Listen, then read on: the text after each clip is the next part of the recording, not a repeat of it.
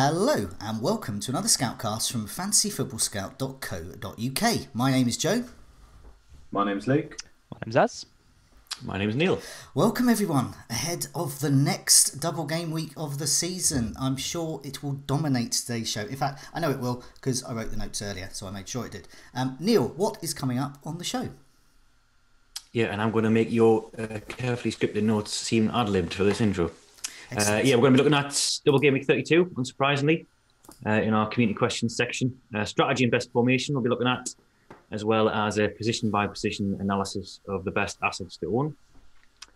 Many people will have a free hit or a wild card to play, but even if you don't, hopefully we'll have some tips on offer on how to spend your transfers, and the usual look back at an average game week 31, and we'll reveal our game week 32 transfers and captaincy plans, as well as clean sheets and differential tips. Excellent, looking forward to it. But before that, something I'm not looking forward to, we're going to very quickly look back at game week 31, which was pretty dire for all of us, although we all got the average or higher. The average was 26. Luke, you're top of the tree. You had 35 minus 4, got 31. That's quite a lot. What was your key moves there?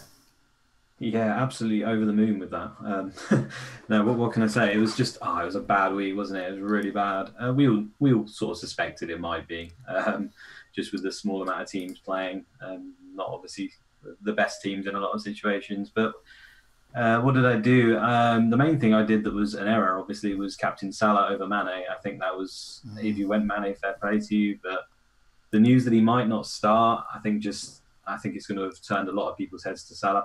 Would I have gone Mane instead? I can't say 100% that I would have, but it was certainly in the offing. It must be a punch to the gut every time Mane starts. It's better than Salah. I know, yeah. Like I said, I think I've captained Salah 3 times now, and he's blanked twice, and then one of them he got an assist, I think. So he's just been a shocking captain for me. Felipe Anderson kind of redeemed himself. I said he would redeem himself, but an assist, does that even count? It was just such a bad week. It counts with Anderson. That was, I cheered that. That was, wow, that was something other than nothing. Yeah. Indeed. I mean, West Ham conceded 3 goals to Huddersfield. It was mad. It was a mad week. In the end, only Everton kept a clean sheet, though. So who you doubled or tripled on and all the discussions that went around with that, it didn't really matter unless you had an Everton defender, and I don't think many people would have gone that way. So was it 5 points or was above the average? I'll take it. So as you're next, you got 37 but a minus 8, so you got 29, still above average. Jimenez, Sterling and Shaw were out for Hazard, Wilson, David Luiz. They look like incredible moves just before game week 31, but like everyone, you caught out with the unexpected. Yeah, I mean, I went into that game week full of optimism, like I have done so many times this season. You know, I took a minus 8, but I thought I just had everyone in place that was going to have a good week. I mean, really happy with having Wilson and Brooks. Thought they were going to do well. I had, David Luiz, Mane, Hazard, Vardy, like Ashley Barnes, who, Joe, I bet you were amazed that he didn't score. I did. I was convinced he would score. It just looked But sometimes, the old cliche is harder to score against 10 men than 11, and so it was to be. It's just one of those weeks where it's really frustrating because I put a lot of planning into getting a decent team out for that week, and I know that people out there who are doing better than me won't have planned for it, and they'll be sat there with 6 or 7 players and be like, "Oh my god, I've only got 6 players," and they probably scored around the same as us. So it feels like an opportunity wasted. These players should have pulled their socks up and got some more points, because these are the kind of game weeks where I need to, make a bit of a surge up the rankings, and no one came through for me. So yeah, I was really frustrated. And I captained Mane the week before and went for Salah this week based on the stats. Mane's kind of bit of trading scare, and like Luke said, should have just gone with Mane. He's just outscoring him sort of week on week now. But yeah, I mean, at least Luca Dean got 6 points. I was not expecting that. I was saying to Luke before we came on air, one of my biggest regrets was getting rid of Luca Dean and Sigurdsson for Anderson and Pereira, because it was a luxury transfer I didn't have to make, and I was just getting greedy. I wanted better game week 31 players. I ended up getting worse, and they're worse over a period. So yeah, doesn't surprise me. Another kick in in the Luca Deans for me. Neale, you're next up. Similar story. 30 minus 4. You got 26. Now that is the average, at least not below average. Rashford, Aguero, Camarasa, all not playing. Out for Wilson, Hazard, and Arnautovic. Once again, really good moves, but didn't work out. Well, not so much on Arnautovic. I think that was very much to use the common parlance now, the sword for 1 week really, because they've got Chelsea away in game week 33, so it wasn't a particularly sage move. I just couldn't resist. With the Huddersfield at home, I just thought, let's just go for it. I can get 11 out in 33, not a very good 11. So I thought I'd just go for it. But yeah, other than that, I think Mane was the only person who scored points for me, other than appearance points. So dreadful. I knew this was going to be the case. I was happy just to score the average. I think I lost maybe a couple of thousand places, which I would have taken, because as I said there, he planned this for a long time to get a good 11 out. I didn't just wake up on the Saturday morning and say, oh God, I've got like 6 players. I knew this was going to be the situation. I sort of sacrificed this game week about 5 or 6 weeks ago, knowing this would be the case, in order just to concentrate on the fixtures around it. But yeah. Where are you now, Neale? 25,000, I think, which is nothing. All right, sort of nicely poised with the chips to play. But yeah, I hate you. If you look at my team, it's I feel really bad, because it's just indicative of your season, isn't it? Because you've put a lot of effort into that, and what have you got? 4 more points than me this week, so it's 3 more points. Just one of those things, isn't it, where Europe hasn't gone your way, and sort of I've just sort of scored par based on what I had out. Really, it was about what I expected. Yeah, I think people who followed your strategy were the real winners here. The ones who literally just said, "I'm going to write this game week off." Yeah. They didn't play their free hit, because you wouldn't have got much from it unless you had Chicharito and Josh King, which is very unlikely. And you didn't have 11 players like me and waste your time. So result getting the average. What more can you ask for? Great. So, Neale, I got exactly the same as you, 26. 34, took two hits. To get a team out for game week 31 and 33, same with you, Neale. I didn't bother getting the full 11 out. I just went for 10. And it didn't work out for me. But I've got quite a nice team for game week 33, and I'm looking at the positive there. I've got 12 players, because I've got Højbjerg as well, so I've got the luxury of being able to swap Anderson, who I desperately want to get rid of, and I think I'm going to move him to something like Maddison or Fraser or something like that. So I'll look at that, and I've got a nice 11, I think, with some choices of captaincy amongst the Liverpool and Chelsea lads as well. So I'm not going to dwell on that too much, because it's a very similar story as everyone else's really. But for those like us who got not a great game week 31 score, have a look at your team, see how well you're set up for game week 33, and it might make you feel a bit better. But we're going to move on to game week 32. It's a massive double game week. What we're going to do is we're going to look at each position. Each of us is going to take a position and kind of lead the discussion on that, from goalkeepers, defenders, midfielders and forwards.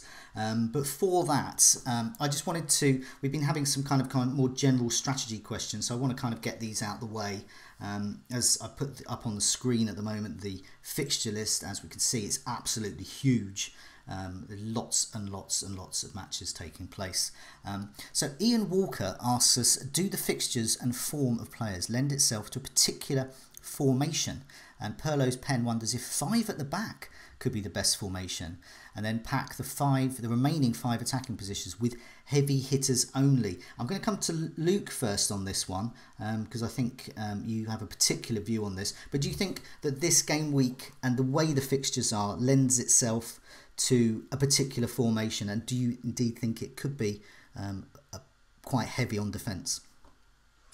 Well, I've certainly gone that way at the moment. I think it's just, at the end of the day, the 2 Manchester teams and Chelsea clearly have the best fixtures, and they're obviously top teams. So ideally, you're going to want 3 from most of those teams, 3 or 2 certainly, and obviously they're extremely expensive. So in most cases, anyway, especially the top men like your Hazards, your Sterlings, your Agueros, etc. So it kind of lends itself to, if you want to have 2 or 3 from those people, then you end up having to spend money on their defenders in some way, because that's the only way you can fit 2 or 3 of them in. So in a roundabout way, it ends up, if you want to cover those games, you have to invest some money in their defenses. I think. I mean, there are ways around it. There are some cheaper players, but whether they're more likely to play than the defenders, I'm not sure. So I think you can make it work with any formation. I'm sure we've all had lots of tinkering over this period, tried lots of different things, and it's certainly open to various different formations. And there's some key players out there that differential players that are quite cheap, especially the striker role. So like your Jimenez, your Rashfords, your Zahas, and stuff that can fill that third position as a striker. But I certainly think either going for a cheap one or just two up front seems to be the way forward to fit a lot of those good players in. That's currently what I'm looking at anyway. Okay. What about you, Neil? When you're doing your early drafts at the moment, do you find yourself kind of drawn to a particular formation? You think, I think it's going to be 3 at the back or something like that, or are you pretty open at this stage? Still open to an extent. My default is to play 3 at the back in a free hit week or a wild card week, just purely because of the attractive nature of points from attackers and midfielders. When I first started putting the team together, I thought, well, there's not that many defensive options to warrant 5 at the back. I think, as Luke said there, you want probably City, Chelsea, United. Beyond that, there's not many outstanding clean sheet prospects. I think we'll discuss this later on when we get on to clean sheets. That was, there's 3 obvious ones taken, and then I went for a sort of, a B-lister really. I wasn't too convinced about. So I'm still yet to be persuaded that 5 at the back's the way to go. I think I'm currently set up in a 3-4-3, and I haven't probably done as much research in it as you two, but you threes. But I'm loath to go with 5 at the back. We've discussed this before, that all it would take, is for one of your clean sheets to go down early in the first match. Are you scarred by game week 31 in that all it would take is one slip up from the Liverpool defence or Chelsea to do the unexpected and flop? Exactly. Well, I did a little bit of research, would you believe, before coming on here, which is new for me. Make us look bad, Neil. I had a look at the 2 previous double game weeks last season. So in double game week 37, there was 12 teams in double game week. Only one of the 12 got a clean sheet, which is West Ham. Okay. Double game week 34, 8 teams had a double game week. Not a single team got 2 clean sheets. Okay. So obviously, they sort of be viewed in isolation. There's not a thing as a pattern forming, really. You can't really, gauge too much from that. But it shows you that I imagine people expected clean sheets then, and it didn't happen. What about you, Az? Have you ruled out any formation? Just before we get into all the player positions, but do you feel you're quite open at the moment? You don't mind going 5 at the back or something like that, or? Yeah, I don't really think there is like a truly perfect formation for this week. I think there's lots of options across all the different areas. There's lots of strikers to consider, but they all kind of have their caveats. Rashford, bit of an injury. Jimenez, that's got the semi-final. You've got Batshuayi, who looks decent, but then has quite a tricky match against Spurs in the new stadium. Kane, really expensive. Lukaku injured. And then Aguero, I think everyone's going to pretty much have. So there's quite a few options there to kind of consider. And then in midfield, there's just even more. Like there's just so many players to think about. We'll probably talk about those a bit later. The fact that there's so many attacking options I'm considering makes me think that going too heavy in defence, loading up with 4 or 5 defenders probably isn't the way to go, because there's just players I'm going to miss in the attacking sense who I always feel are the better players to own, because they've got kind of more potential. Like a lot of people are going for Ederson in goal, for example, and kind of just feels like you're missing out on.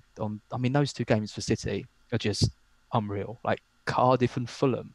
You're kidding. Like to me, 3 City attackers is just an absolute must for that. So if I'm having to use a spot for Ederson or Laporte or something like that, then I'm missing out on the attacking wise.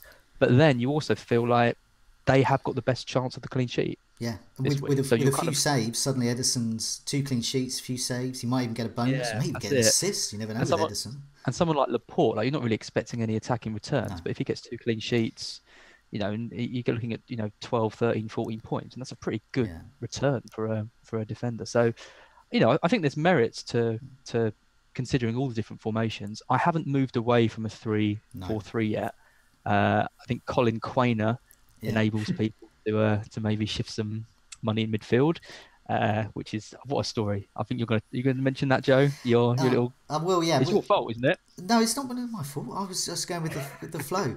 Basically, it emerged that if you were using the FPL app on iOS on an Apple product, you could access Colin Quainer, who has disappeared off the face of the Premier League earth and emerged on Planet Championship. I think he plays for Ipswich on loan. Surprised Neale wasn't put him in. So some people can get him in. So some very kind people alerted FPL Towers to this, and so now Colin Quainer is free to access for everyone. Well, I say free. You've got to pay 4 point whatever he is now, 4.2, 4.3. But he's the cheapest striker, and so he'll free up that vital 0.1 or 0.2 or so. But a point I wanted to come to, and why I favour currently a 3 at the back. So I'm looking. Most of my drafts are 3-5-2 or 3-4-3. And I've tried a 4-3-3 and I didn't really like it so much. But one of the factors is because there are so many defenders who are 3.8. So if you're maximising those funds into your starting 11, and this brings on to a general question that people have been asking about, should free hitters go cheap as possible on the bench or have one playable bench option? Well, possibly one playable bench option, but I'm all for going mega cheap. So, Colin Quainer, and there's the likes of Connolly and Simpson, Romeo, Romeo, Schneiderlin at 4.2, but it's these 3.8 guys in defence who I really like because they free up so much. So they're 0.4. So if you get 2 of them in, or if you get 1 of them in, say for example, as opposed to 2 4.2 midfielders, you're freeing up 0.4, and that 0.4 could be really, really useful. I'm finding it quite useful at the moment. The amount of times I've checked for a 3.7 defender just to try and get that 0.1 more. I know it's not there, but I'm still down the list. We can't engineer it. We can't suddenly get them in and then just dump them en masse. It just won't work like that. But no, Colin Quainer of the defender world. And I also think that it's important to go in on a midfield because I looked at the top 20 point scorers in FPL and 10 are midfielders. They dominate the scoring and they always do each season. So that's why I really like a 3-5-2 and a 3-4-3. But I just wanted to put those out there. And just a final question before we go to Neale to talk about goalkeepers and defenders. Is anyone here going to get any single game week players? Mass Hell no. Good. Lovely. That's blasphemy. Good. Just on that point, Joe, I just want to mention that there are a lot more midfielders in the game and a lot more midfielders play up front. So that's why, as well, midfielders tend to dominate. There's so much more of a. There's so much more choice, and there's and they dominate. There's more of them, but they are dominating those points because they're scoring lots of points. And I don't know. I've always quite liked a lot of midfielders, and I think I am a little recency bias scarred by Game Week 31. I was quite shocked. I didn't have any West Ham defensive coverage, but I was very shocked with Huddersfield's 3 goals, and I was very shocked I didn't get anything at all, not even a little assist or 2 or bonus, let alone a clean sheet from my 2 Chelsea defenders, Game Week 31. So I'm expecting the unexpected again. Speaking of lack of clean sheets, Neale, defenders and goalkeepers, we've had some questions. What have people been asking us? Yeah, we have. Anton Persson said, which defences should we double up on? That's something we haven't discussed yet. Man City or Chelsea, perhaps? And FBL Devotee says, is Jeffrey Schlupp worth the hype? And what other cheap defensive options are there, aside from bench fodder ones? And FBL Devotee also says, which, if any, is the best Man United defensive option to go for? So, you want to kick us off on that? Sure. Well, on Chelsea, I think it's I've had a double up, pretty much from in defence from my first 3 hit team that I made, because they've got 2 great games, Cardiff and Brighton. I did toy with the idea of a triple up, but I just think Hazard. It just seems stupid to not have Hazard for those 2 games. He just seems. I think him and Aguero are the 2 which I can't see any. If you're talking about swords and shields, they're just the ultimate shields. Because if you don't have those 2, the games are so good that they could go absolutely bananas. So get those 2 in, then kind of build the team around them was my strategy. But the thing with Chelsea is there's literally no one else in the Chelsea side that I want, other than Hazard, going Neither does any Chelsea fan or Sarri. Just Well, want to- exactly. Like Higuain, like people are talking about him. He's rubbish, and Giroud is not. He must be knocking on the door. He's been performing really well when he's played. I know Sarri doesn't like him, but Higuain hasn't been doing anything recently. Surely Higuain's going to miss one of those two games. Did we learn from last week when I said Sarri just takes ages to change the team? Who started Alonso and not Emerson? He doesn't change. I know. Yeah, you could well be right. Did Loftus-Cheek play? No, he did not. Nah, you could well be right, but I just think I think Giroud's going to play one of those two games. So I think that eliminates Higuain as an option. Hudson-Odoi, I mean, so good for England, you know, in these two internationals. I know you say he's not going to play him, but like Pedro and Willian, they're pants. I don't want either of those two in my team. Like I'd have Hudson-Odoi if he was going to start two games. He's 4.2. But who else is there in the Chelsea? The only player who I would consider, other than defence in the Chelsea team, is Ross Barkley. But can I guarantee that he's going to play those two games? No. So you have to go defence. I think Kepa, to me, is the best goalkeeper to have for the two games because he actually makes some saves. The fixtures are good, so he's been in my free hit team right from the start. And then I think you look at the side, and this free hit is quite a tough one because you've got not only have you got the single game week teams with quite good fixtures, which is a worry that. From leading on from what Jody said a minute ago, I'm a bit worried about some of these single game week players. Teams like Leicester and Bournemouth and Liverpool, not having any of those players does concern me a little bit. But yeah, I don't know. There's just Chelsea. Just there's no one else I want. So I'm happy with the double defense. City, like I just can't bring myself to have a defender, even one defender from their team when the fixtures are that good. Because Chelsea aren't scoring that many goals, so I'm not worried about that. But City, I mean, if they scored 6 goals against Cardiff and Fulham, you wouldn't be surprised. It's 6 goals each. So I definitely don't want to double up on that. I can see why people are going for someone like Ederson or Laporte, but there's still potential for rotation there anyway. So yeah, I just think all out attack on City, and then Chelsea might get a clean sheet out of the 2 games, so the double up is probably not too bad. But yeah, I don't know. It's tough. There's a lot of teams with quite tricky fixtures. There's the semi-finals of the FA Cup, so Watford and Wolves, and City. There's going to be, and Brighton even. There could be some rotation around there. Yeah, it's a tricky free hit week. I think you don't really know what's going to happen. Yeah, that's my take. Yeah, I think I was going to say before when we were talking about strategy there, that it's easy to feel a little bit smug when you've got your free hit chip in 32, but it's really not got a game week. I don't think. I don't think there's that many attractive options. I think if you didn't have any chips left, I think all you'd have to do really, you're probably going to own Chelsea assets already if you were covering them for blank game week 31 and 33. I think all you need to do really is cover Aguero and Sterling, and you're not going to lose out by much. I think the rest of it is, you might be 10, 15 points here or there, but I don't think we're going to see many triple figure scores. I think that would all hinge on what Aguero and Sterling do. I think the rest of it is going to be pretty anticlimactic, I think. But look, yeah, I think you've got a 5-man defence, have you, in your bus team? So are you doubling up on any of those teams? I'm really positive for this double game week. I think there'll be monster scores all over the place. It's got to happen eventually, surely. It's been horrific most of the time. Yeah, I've got double Chelsea defence. Az has covered most of that. There's no one else in Chelsea I want apart from Hazard. I mean, I don't necessarily think Hazard is an absolute must, but just simply because he's been quite a letdown in a lot of games. But yeah, but I mean, the fixtures are so good, and I'm predominantly a fixture player. So yeah, Hazard plays. And double Chelsea defence just makes sense to me. I know that they haven't been great defensively this season, but I think they're still in the top 3 teams for clean sheets over the season. So it just kind of makes sense to go there. I mean, I would consider a double up on Man United defenders as well, just because they're a little bit cheaper. And as we've discussed, they're playing teams who may rotate. I know United aren't great for Solskjaer under clean sheets, but I don't think anyone would be surprised if they picked up 1, maybe 2. In a kind of a they seem to have had that explosive start under Solskjaer and then kind of drop back a little bit in terms of their attacking output. So, I mean, it could be a 2-0 win, a 1-0 win in those games. I could see. I like Lindelof because he's 5.1 and his wife's given birth, which is the weirdest reason to like a player ever. Yeah.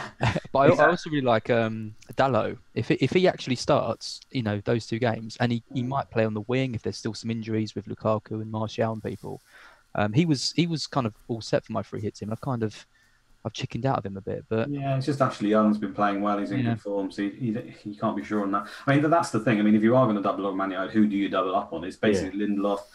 Smalling, you could argue, would play both, but there's a chance he could rotate. And then obviously Shaw's on a yellow card, I believe, so you could get really unlucky there. And he plays only one of the games. Otherwise, I'd probably just go for Shaw and risk it.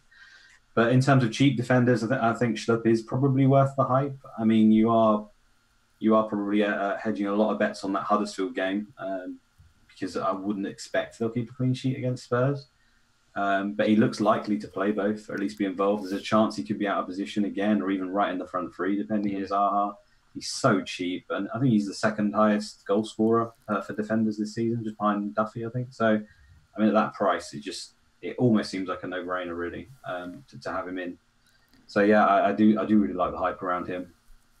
So yeah, I think I've covered most of that there. Man City double up.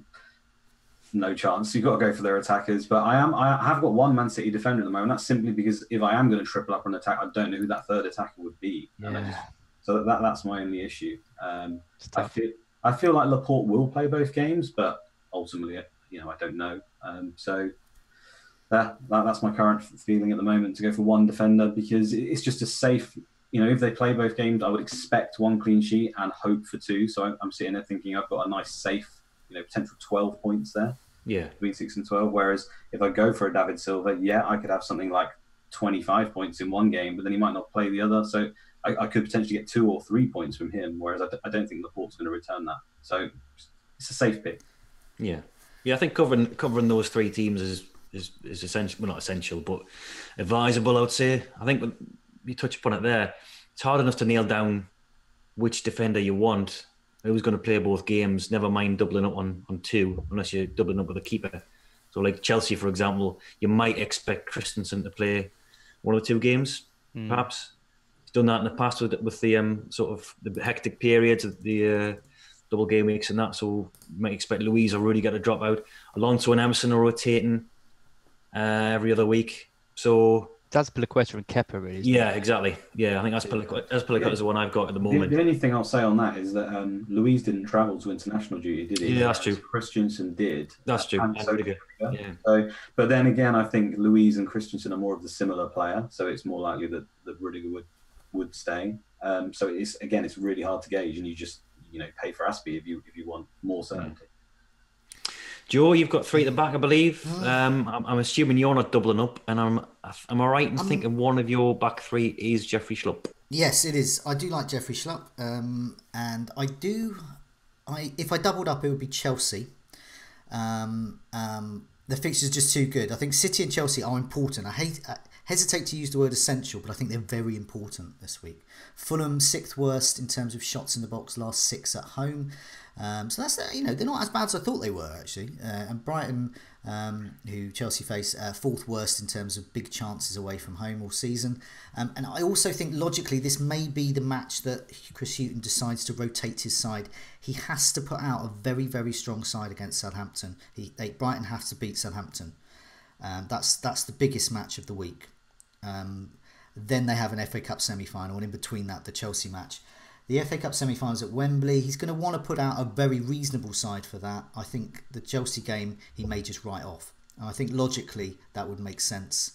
And say, what can we get from this Chelsea game? Maybe we can get a draw and just go all out, park the bus. So I just think that's potentially a very good match for Chelsea clean sheets. Cardiff as well, home and away. They've scored 27 goals this season. Huddersfield, the only team to score fewer. So once again, I do think if there's going to be clean sheets, it's going to be Chelsea. I think Schlupp is very good. As you said, he's in my team at the moment. And Manchester United is good, but not essential, I've written here. I think Wolves are second to Man City in terms of shots on target last 4 home matches. And Watford have scored 6 in the last 4 road trips. That's the joint 3rd best over that timescale. So basically they face a couple of sides. I know both of them have the FA Cup semi-final on their mind, but even their B team is capable of scoring a Manchester United defence. I'm okay with it. I wouldn't mind. I might get Lindelof in, I might not. But there's another Manchester United player I may get.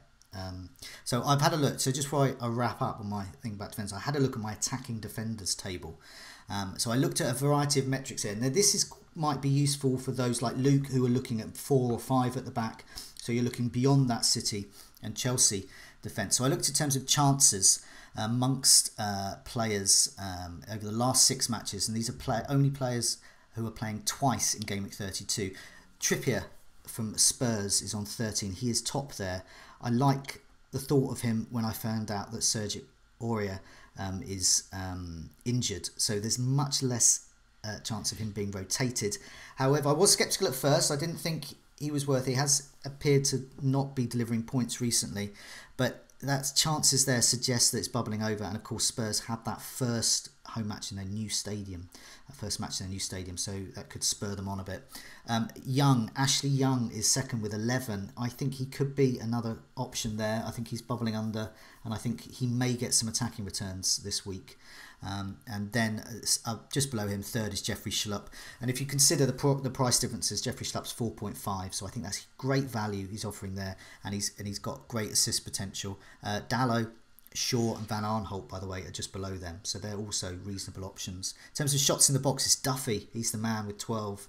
I think if you're desperate to get, if you need to get an enabler at the back, and if Duffy is proved to be fit, because I believe he's injured at the moment, he is a good option there. Schlupp is there second with 7, and this is why I like Schlupp. He's appearing on 2 different things here. He's appearing in the goal threat, and he's appearing on the assist potential, and he plays Huddersfield, so he's got clean sheet potential. He's only 4.5. He really, I think he's very, very, I'm not going to say essential, but he's very, very important, I think. Just on that, Joe, I think Duffy played tonight in international. Did he? That's great. Yeah. In that case, go for Duffy. Duffy is particularly good if you have not got a free hit or a wild card this week, and you need to just start stocking up on players till the end of the season, because this is one of 3 double game weeks Brighton have. So load up on some Brighton players. They're good. They're Jeffrey good for the bench. Schlupp, though. I mean, it's not very often you get to shout Schlupp. Well, do you know? I mean, in Scoutcast past, he was a big favourite of Mark's, and he never quite achieved what Mark hoped he would. But I think we're all late to the Schlupp party, and I think he will now. I just wanted to mention. Sorry. I was because he won me a mini league a few years ago when he was at Leicester on the last day of the season. He got an assist. Exactly. And I'd always love him for that. So I assume he's going to do the same. Yeah. I picked him for my Scoutcast differential. I think the one week he didn't score or assist around about 5. Yeah. So that was very different. Well, I won't reveal. Well, I am going to reveal. Yeah, he's my differential this week. So, hey presto. Spoilers. Spoiler alert. And in terms of final one, in terms of baseline bonus. Now, this is a bonus points when you strip out clean sheets, goals, and assists. So this is basically turning up, doing their job, tackling, passing, all those kinds of things. And top of the tree there, out of defenders that are playing 2 fixtures this week, is Trippier again. So he's on 2 metrics here. This is why I like Trippier suddenly. He's got potential there for bonus if they get a clean sheet. He's got potential for assist. Lindelof is close there as well. And Luis Azpilicueta, I'm not actually figuring very high in any of those metrics that I was looking at, really. It's not that I'm going off them. I do think Chelsea's clean sheet potential is there. But I'm hesitant to say they've got multiple routes to points now. I think they've got clean sheet potential. However, they're both getting a baseline bonus every 6.5 minutes or so. So it's just below. It's not the kind of elite like Trippier is or Lindelof, but it's quite good. So there's some of those that are in my thoughts there, definitely. But as I said, City and Chelsea, definitely. And Jeff, got to be the ones. Yeah, I think, you were talking there about not many people sort of shining on the underlying stats table. There's a real dearth of defenders this week who are impressing in terms of goal threat. You mentioned Duffy there. He's the only one, I think I had a look at the top 10, I think 6 of which are playing 2 fixtures this weekend. Yeah. This is the last 6 matches. Duffy's top. The other 5 are playing this weekend and next midweek. They're hardly nailed. But Schlupp, we don't really know if he's going to play or not for certain yet. Probably will. Others are like Danilo, Alonso, Darlow, and Otamendi. None of whom you'd see are certainly even play 1 game. That's part of the reason why I was going 3 at the back, I think, as well. You mentioned Trippier and Young. They're both sort of performing well on the creative stakes. I'm looking at Young. I think I'll make a late decision on him once we hear the team news. So if Herrera and Matic especially are back, then I'd consider it, because I think I was looking at Herrera, and I think of the 6 matches he started in 2019 league matches, United's kept clean sheet in 5 of them. Ooh. So I think if they're looking near full strength, I would seriously consider bringing in Ashley Young. I think he's the standout United defender. I think Luke mentioned Shaw's on 9 yellow cards as well. Yeah, that'd be annoying, because they've only got, I think the cut-off is after game week 32. It is, so yeah. It'd be so 32 frustrating if you got it in that first game and then you miss the second. Yeah. I wrote an article on the suspension title actually at the weekend, and there's a sort of a strange situation where, the cut-off for some teams is halfway through game week 32, so you might only get those people like Shaw, and I think Ian Kapoi as well are on 9 yellow cards. They could but ironically, that actually makes Young a better pick, because not only can he take Dalot's place, but he could potentially replace Shaw at left back if he get yellow carded. So it's just something to bear in mind.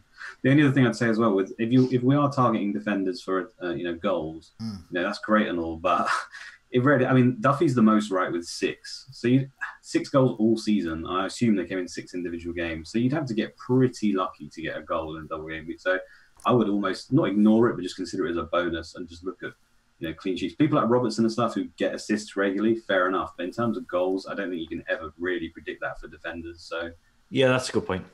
That's a good point. Yeah, I think with Brighton, it's the fact that they've got the 3 double game weeks in 4 weeks. And I think, as Joe was saying there, if you haven't got any chips left and you are building towards the end of the season, then it's something to consider. I think Brighton as well have perhaps been overlooked from a defensive perspective. I agree. Southampton and Chelsea, I'd look at the sort of underlying attacking stats table for teams, and they're in the bottom 4 for big chances created for the last 6 matches. Would anyone be absolutely shocked if Brighton kept 2 clean sheets when you look at those fixtures? Chelsea have failed to score in a lot of games this season. Yeah, they really struggled. As I said earlier, the Park the Bus game is definitely that Chelsea game. That is the game that Hume's going to look at. That's the thing with Brighton. You could see them conceding in both games easily, or you could see them getting 2 clean sheets. Even though obviously Man City, you arguably that's a write-off in the semi-final, but it's an FA Cup semi-final at Wembley. That's a big difference to rocking up at Stamford Bridge. I just think that could be. Duffy I'm definitely thinking about, and he's definitely someone's going to be in my later thoughts for game week 34 and 35 because he does offer that. I think we've got some good options there. What about midfield? What do you think? What have the community been asking us about those midfielders? Yeah, as I said earlier, I think midfield's a really interesting one, because I think there's loads of players who could potentially, you wouldn't be surprised to see them being the top scorer for the week. Even some really kind of sort of left field picks who have got decent fixtures or are in good form coming into these games. So there's loads of choice there. So FPL Awesomeo and Suhail says, can Spurs midfielders cover Kane? If so, which Spurs midfielders would you go for? FPL Green Arrow Chaser says, is Milivojevic a good option? Or would Townsend be a better Palace midfield pick? What other 4th or even 5th midfield options should we be considering? Karen 14 says, assuming many will have Sterling and Aguero, is the best third City option a midfield one of the like of one of the Silvers rather than Edison or Laporte? So I definitely think that's the way to go. As I keep saying, I think I think that the 2 Silvers are really good picks, and Sané as well if you get lucky and he plays both. Circus Money says a Hazard and Pogba essential, and Saint Stevo says it has a good differential captain. So there's quite a few questions there. So let's start with the Spurs midfielders then. So I guess you're looking at Ali, Eriksen, and Son. I think I'm the only one with one of those in my current free hit team. I've got Ali at the moment. Neil, you've got Son. I've got Eriksen. I've got Son. Yeah. Well, ignore everything I just said there. I'm the only one without. Yeah, you're the only one without. 3 out of 4 of us have got one. Neil, who have you gone for? I've got Son, which I haven't seen him too many teams. I think obviously fatigue was the worry about him towards before the international break, and he has played twice for Korea over the last week, but he had effectively 3 weeks off before that. He was benched for Southampton. He played like 17 minutes for that. So I think between the North London derby, which was his last Premier League start, in that first South Korea game against Bolivia, I think it was almost 3 weeks where he hadn't started a competitive match. Plus the fact they've got Ali and Ericsson and Kane back fit. I think his run sort of coincided with all four of those players playing together around about game week 11, game week 12. So yeah, he's in my bus team at the moment. I think we'll discuss Kane later on about his appeal and all that. But much like Rashford and Lukaku, Son's, what is he, 4 million cheaper than Kane? Something like that. Plays in the same position. I would expect him to anyway. And with Ali and Ericsson being fit, that sort of 4-4-2 diamond. This is how dedicated I am to my job. When I was writing the scout notes for the international games, I watched a 10-minute highlight package of South Korea v Bolivia. Wow. Yeah. And he looked really great. He was very sharp. He missed a lot of chances, but he was getting the chances. And I do think he looked better for it. I think he scored today. I haven't seen today's action yet, but how was he looking good against Bolivia's defenders? Well, there is that. There is that. Yeah, you got to factor in. But then again, they're sort of he's playing with inferior players in that South Korea team. So I think one of his problems recently has been like fatigue. So if he's actually running around and looking sharp again, then I think that's probably a good sign. His game is so based around energy. Yeah. He's like every game the guys on the domestic front here, he's actually has had a bit of a rest recently. Yeah.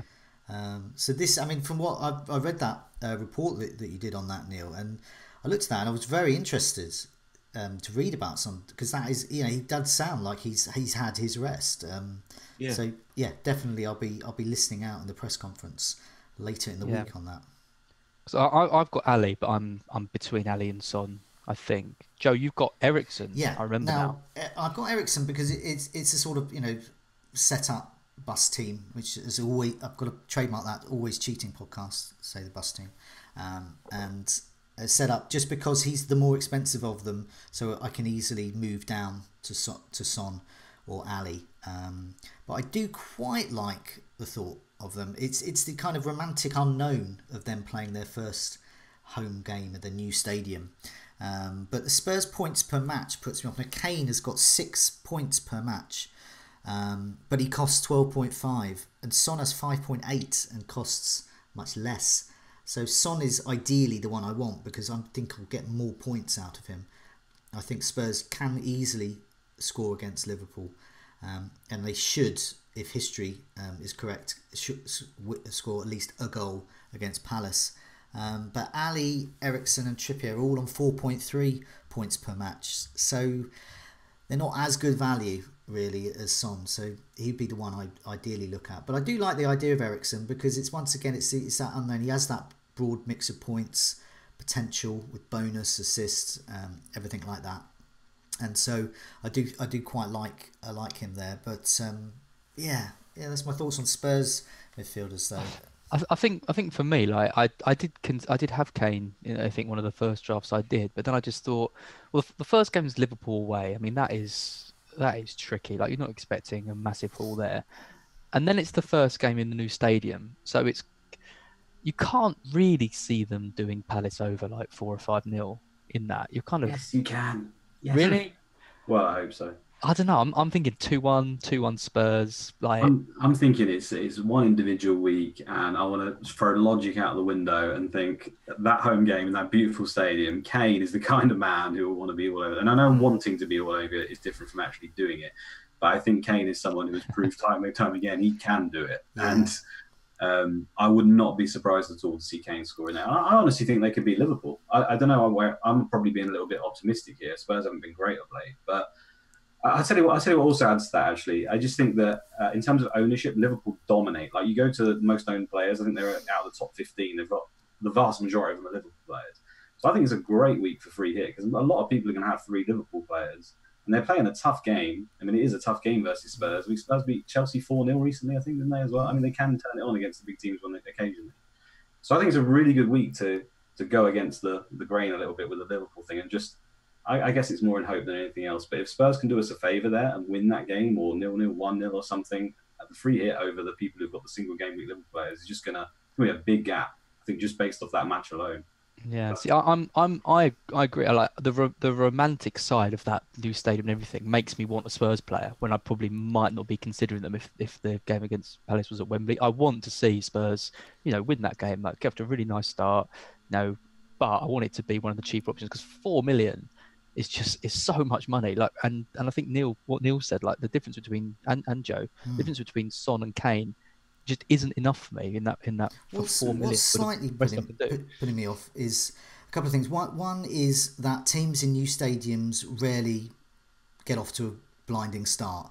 I look back at Arsenal's first game at their new stadium, and it was not a great 1-1 in which Gilberto Silva scored Arsenal's only goal. So that's not good. I seem to remember, obviously, West Ham took a while to bed in as well. Some might argue that was the size of the pitch as well. I remember Brighton at the Amex, if you remember back then, but they didn't get off to a great start. It took them a little while. They were in fact a little better away from home then. And the other thing is that I think Palace is the tougher game. I actually think that Spurs could get a goal or two against Liverpool, but Palace, so obviously they lost 2-0 in the FA Cup in January to Spurs lost to Palace there, and Spurs, the last few games have all been 1-0 to Spurs. They've last scored, in fact Spurs last scored more than one goal against Palace in 2016. I've sat through owning Eriksen, Kane, etc.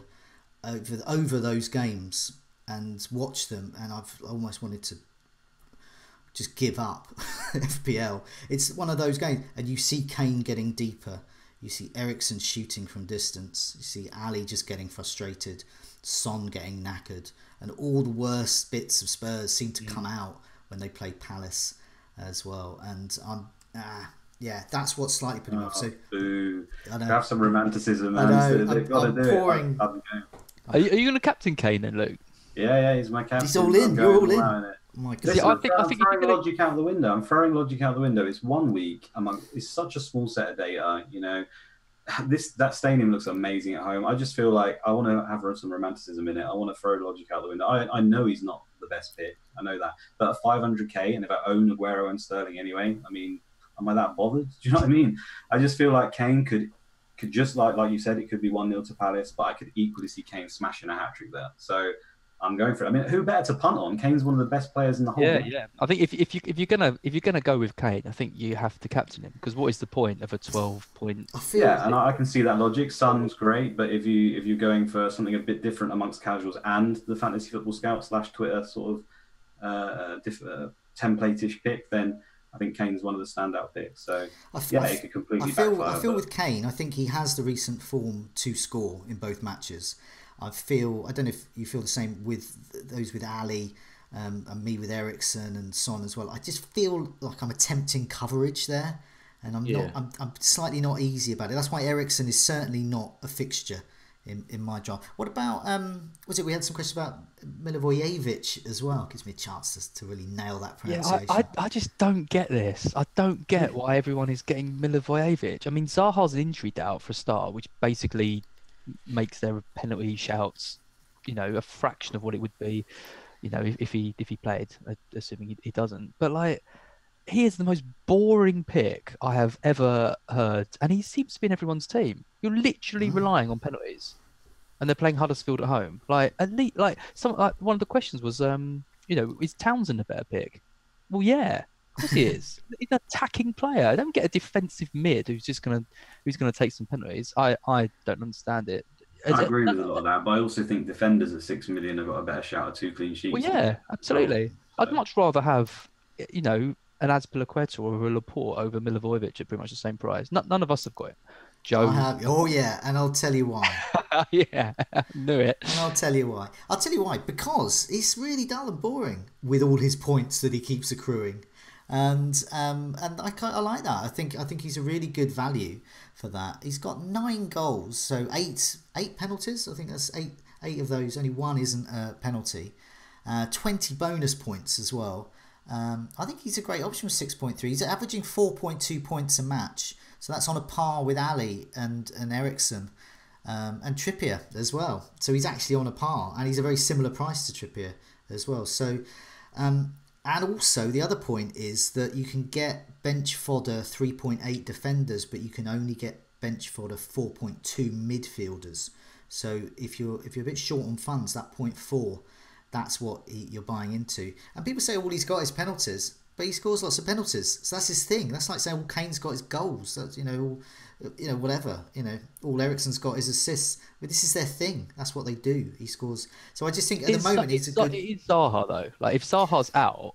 Well, I think with Batshuayi, you've got a player that can earn penalties.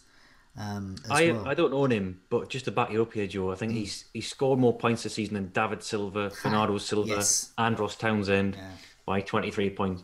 But he's also on free kicks. He's also on corners. There it is. So the aerial threat that Tompkins has got, and now Batshuayi. He's played every single minute of the Premier League season for Palace. He's the only midfielder who's done that. Very safe. He's very safe. He's very safe. When you cover set pieces over 2 games, you can get some points. I do think he's a reasonable option. I just think he's very boring, so I don't want. My God, guys. He's not. I'm going to say he's not nailed in my team. He's not one of my essentials, but he is in my team at the moment, and he really fits with my prices and the structure of who I want at the moment. If there was a 3.8 midfielder I could buy in, then I might consider. Perhaps going in and getting a 6 million defender instead. But I think of all those reasons and all those reasons that Neale said as well, yes, he is boring.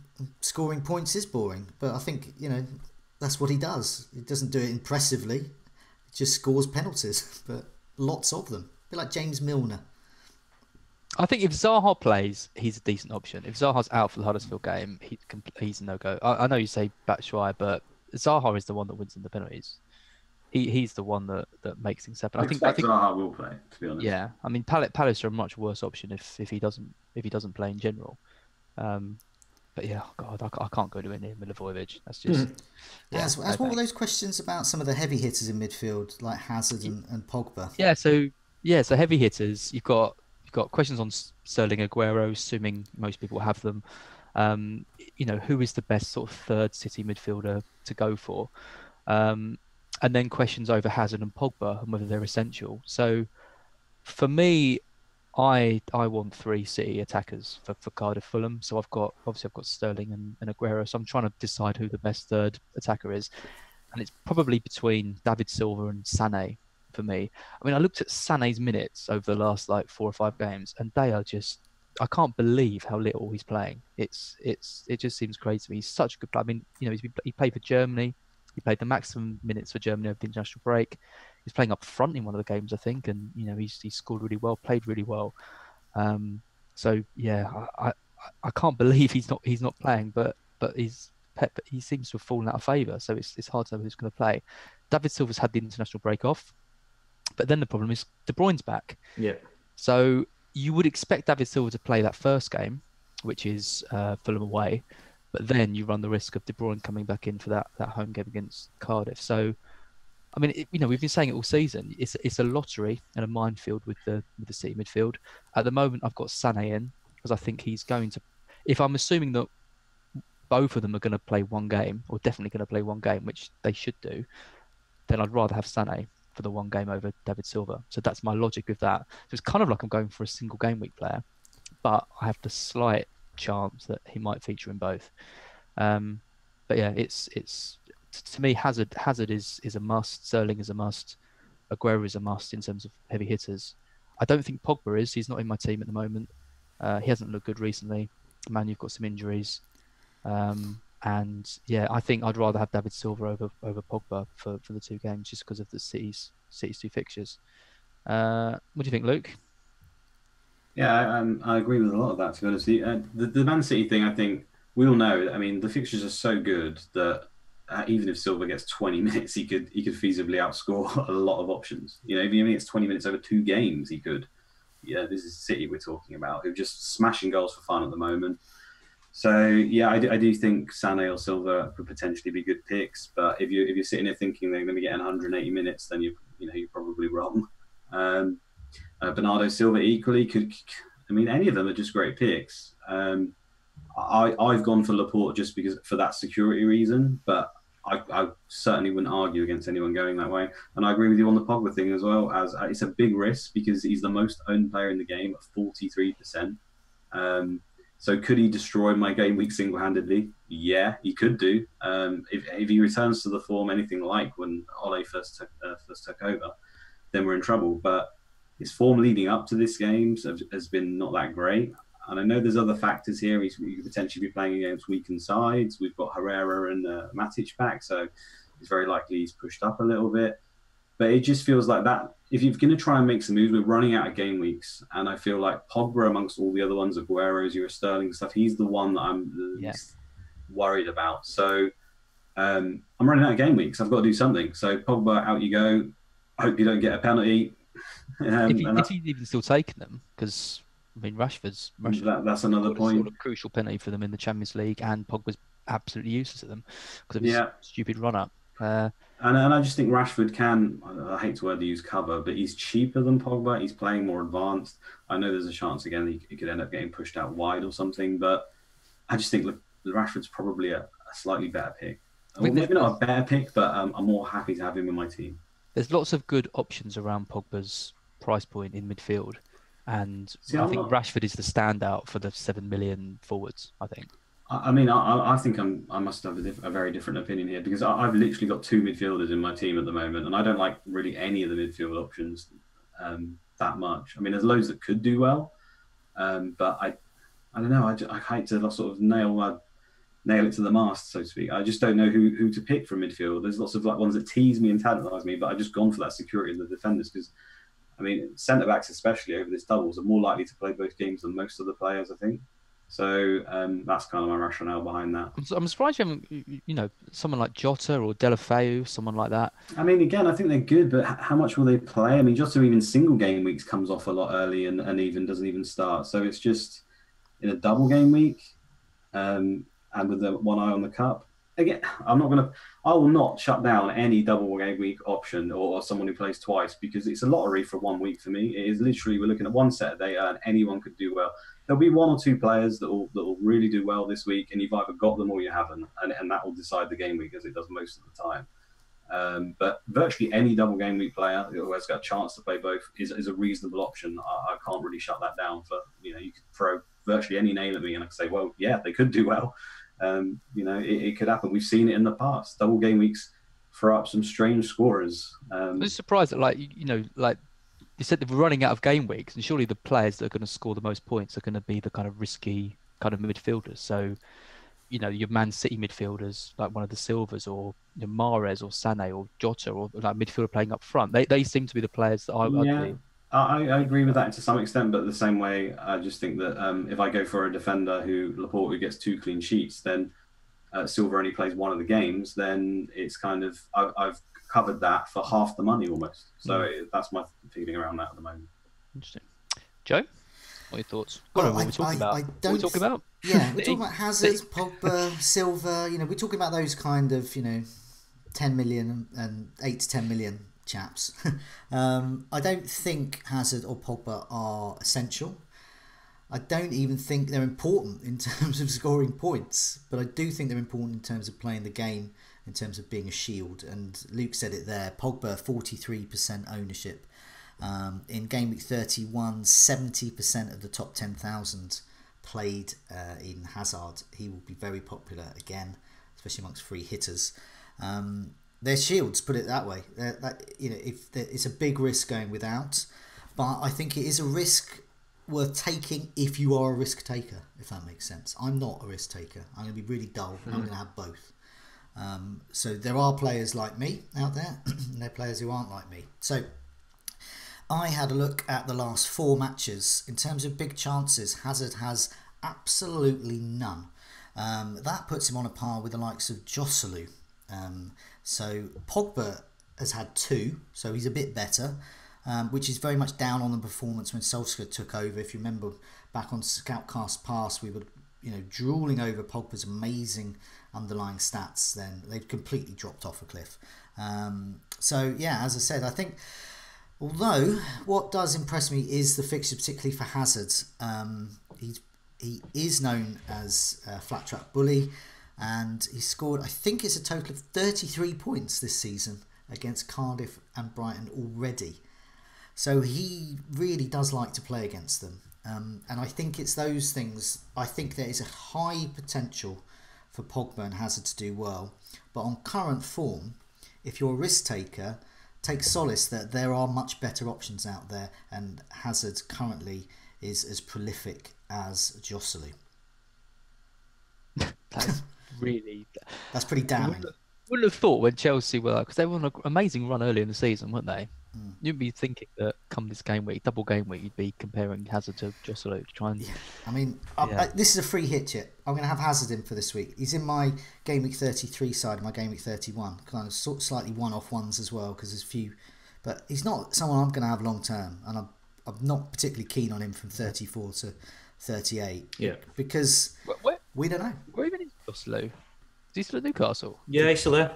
Is he? Yeah. Exactly. Back up to Rondon. Bless him. Yeah, getting no chances, just like Hazard. Like Hazard, yeah, good answer. Neale, what are your thoughts on the heavy midfielders then? Yeah, it's very similar to Joe. I am as dull as he is in terms of Pogba and Hazard. I've won both.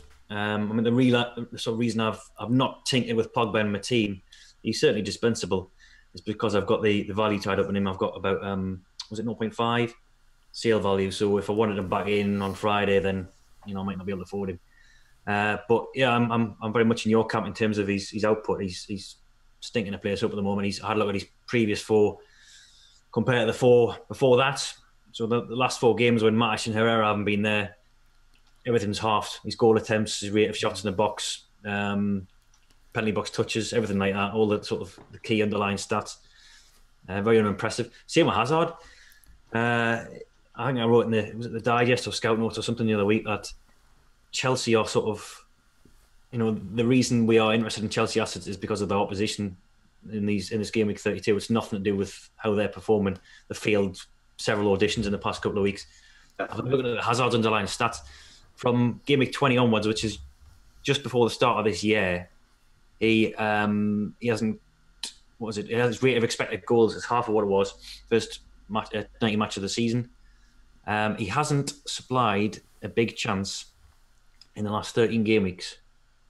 Not one. Created one gilt edge opportunity. That makes him worse than Joselu. Yeah. And we're talking about possibly the best player in the league, or at least certainly in the conversation for top 3. His head's in Real Madrid, isn't it? Yeah, well, that's the same. Wait until the end of the season, then he's so gone. That's what's put me off about Pogba as well, because I watched the France game the other night. Yes, he was playing as that sort of number 6, and his attacking returns are limited from that position anyway. But he looked fantastic against who was it they beat? Was it Moldova? And then they played someone else. And he's sort of linked with either return to Italy or going to Real in the summer. And I wonder, much like Hazard, how dedicated to the cause he's going to be in the last sort of 6-7 game weeks of the season. So yeah, I've question marks over Pogba. I'm pretty sure certainly he's going to stay in my team. Hazard definitely is. But as I said, it's more because of the. I think Pogba and Hazard draw quite a lot of comparisons there in terms of their mental state. We've seen and like how their morale affects their form. Like for me, Hazard and Pogba are players that are clearly massively talented, but they kind of they go crazy for periods of time, and then they just are happy to just be non-existent, just be awful. They've almost got that Rooney-ness about them. Like Rooney was a god one game and then he couldn't control the ball. It's not quite to that extent. They're still obviously, Pogba sometimes can't control the ball. I don't know what happens there. But Hazard always at least looks like he's all right, but then he just looks disinterested, and it's really strange. Yeah, that Everton game, where it was the first 10 minutes where Chelsea absolutely battered Everton. He looked fantastic. He hit the post. He was sort of dancing through the Everton defence, and the next 80 minutes just disappeared. Did very, very little. Yeah, I think we've pretty much covered them too. I think go back to City. Bernard was probably the more nailed midfield option outside of Sterling. Pep really likes him. The only thing with him is that he doesn't really deliver in FPL sense. I think his maximum score this year, 2019, is I think 4 points in a single match, which is not what you want. I do think that David Silva is probably more at risk from not just De Bruyne coming back, but Fernandinho as well. So Gundogan's been playing in that sort of holding midfield role. But before Fernandinho got injured, Gundogan was sort of favoured on the left side of central midfield where Silva plays.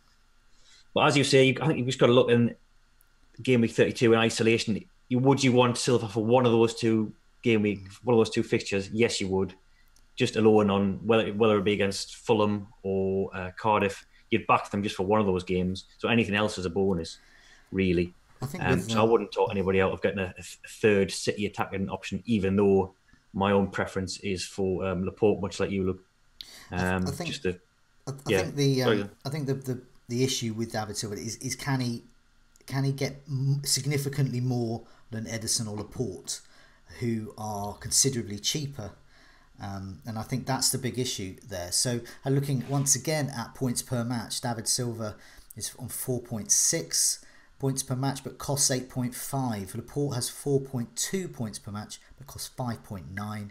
Ederson 4.2 as well, and he costs 5.6. And Bernardo Silva, I think, is on 4 points per match as well. So he's out of the running for me on that kind of measuring it by how many points they're going to earn on average per match.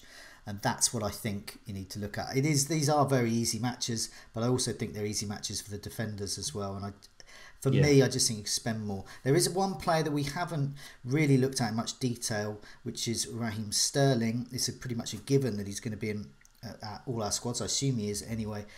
But Luke, we're going to talk about forwards next, and that gives us a chance to, I imagine, talk about Sterling as well, in the context of whether we captain him over Aguero perhaps, or we captain another as well. Perhaps the bloke I'm putting up on my screen now, Harry Kane. So yeah, Luke, what have people been asking about forwards? Yeah, so I'll just throw out the first one straight away because I assume you're all doing it. So as you captain Sterling or Aguero? Aguero for me. Just the lack of international minutes, I think, just makes him such a good option. Yeah, Neale? Ditto, exactly the same. There isn't really any kind of other logic behind that other than he's rested for 2 weeks. Sterling's played, 90 plus 70 minutes, I think, for England. Arguably got more competition for his place. So, yeah, I'm going to own both, obviously. But, yeah, and I feel kind of like I'm chasing the points with Sterling as well if I captained him again this week. I've kind of missed his hat-trick in game week 30, and I think Aguero is due a big haul, so I'm sticking with Aguero. Yeah, I've got both, and I'm captaining Aguero. Okay, 3 Agueros. Yeah, David and I talked about this at length on the captain video and podcast earlier in the week. I do urge people to have a look at that. But in essence, Aguero is much more likely to start both games. David had some pretty good info there about the frequency of which Aguero plays when he's fit, which he is at the moment. Sterling less likely to play both, but if we thought Sterling was going to play both, he's going to get more points. There's lots and lots of info. Really? I think Sterling plays both, so I'm pretty sure. I don't know, but I'm more convinced Aguero will play both. I think both will do well. We can't tease you for form of your life, possibly arguably the best player. I think it's because Aguero's had his rest over the international break and extra points for a clean sheet. Sterling's had two tough matches though. I know. I said if I think he's going to play both, he's gonna score more because he gets more points. But we had all the stats on. I can't ever change Joe's mind. I try. I do want to. I mean, we've successfully changed your mind to not captain Mane and captain Salah for the last 2 weeks. So, anything is possible. I've been Sterling's biggest fan all year, but I just think purely for this free hit team, I think Aguero is the better pick. Going forward, I'd have Sterling over Aguero for the rest of the season. But this 2 weeks, I just like it's just that break. I would agree because I'm starting to think ahead as well as you are there, and you'll like this, Luke. Aguero will not be in my game week 34 side. My City coverage, as it were, which is belittling Sterling's output, is going to be Sterling. I think he is the one to have over Aguero. I finally realised that at game week 34 with 5 game weeks or so left.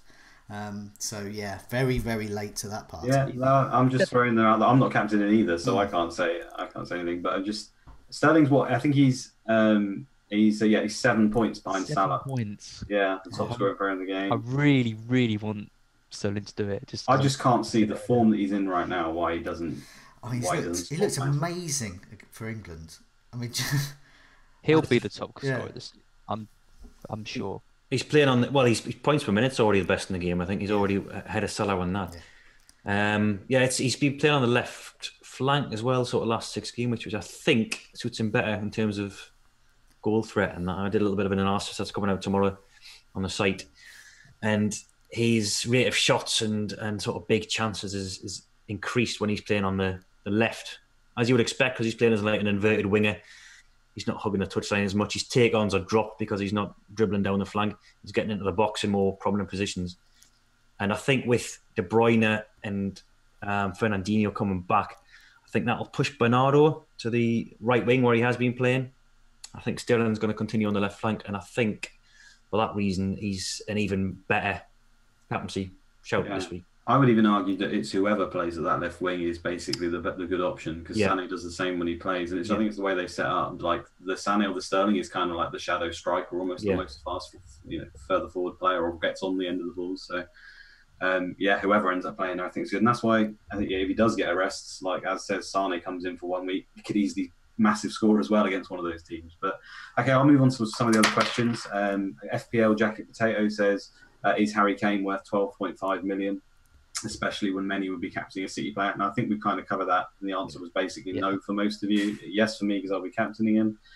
So I'll move on. Joe Finley and Fitzy ask, are Wolves players like Jimenez and Watford players like Deeney at risk due to the semi-final? Again, we've kind of covered that. But will you be picking any Wolves or Watford players? Is anyone here going for any of those? Yeah, I think I'm going to have Jimenez. I've already got him. I haven't got rid of him, because if I get rid of him, I'll have to spend $500,000 to get him back again. And so he's there. But I just think I'm happy to take. I think he'll start one, and I think with the FA Cup coming up, I think he'll possibly not start the other, but he'll get minutes. And as we've seen with him, I think he's good. He's good against the tough sides, which Manchester United on paper perhaps are, but perhaps they're not really. And I think I just think he's got 2 okay fixtures, and I think for that price, I think he's a really good option there, and I think he compares quite well with some of those other options. So looking at kind of third striker options, like who we would be up against for that kind of price, I think you can have Rashford, Jimenez, and Aguero in a front 3, and that's maybe what I'll end up with. I think that's very affordable, and I think you're getting a lot for Rashford and Jimenez as well, and I think they're good options there. Murray, Deeney, Gray, Zaha, Batshuayi, Higuain are others in that category. Higuain, I'm just we've spoken a bit about earlier. I'm just not interested in, even though he's had 18 goal attempts over his last 4 matches. I'm just so not interested in him. He just doesn't look. He could do well, but I don't care. He's just a non-person to me.